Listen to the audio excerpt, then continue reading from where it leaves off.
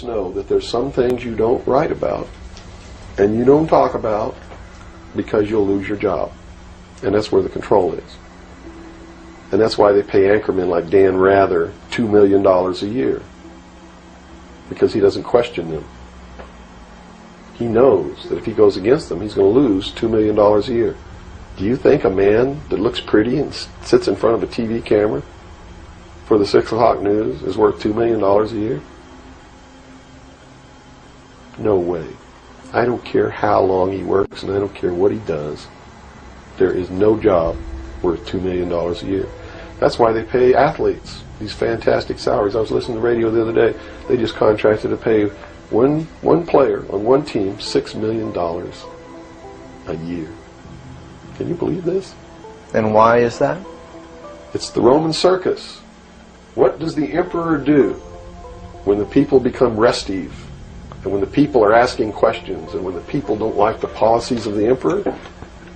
He sends them to the circus. He creates a circus. He builds a giant coliseum.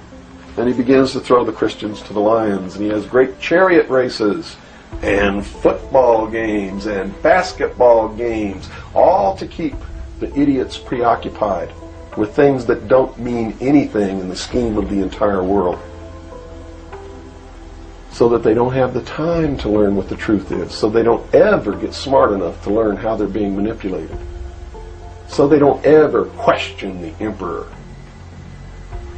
That's why they pay a player on a football team or a baseball team $1 million or $2 million or $3 million a year.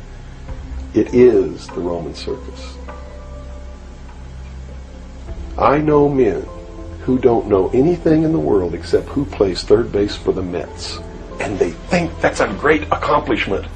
And they meet and pat each other on the back and bond and go have cocktails and talk about what this guy that plays third base for the Mets did in last night's game. It's sad. It's really sad.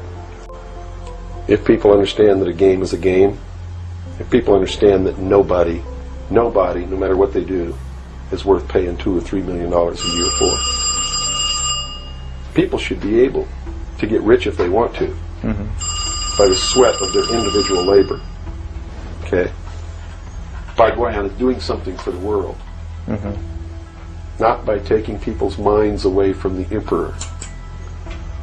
It's a game. Football's a game. Football's a game. But let me tell you something.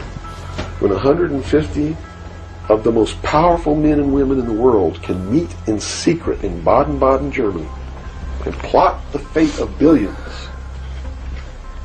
and nobody even cares about it, but 6 football players go to lunch together, and it's in the headlines across the country, you have a reflection of the society in which that exists. And it is a sick society that is doomed to self-destruction.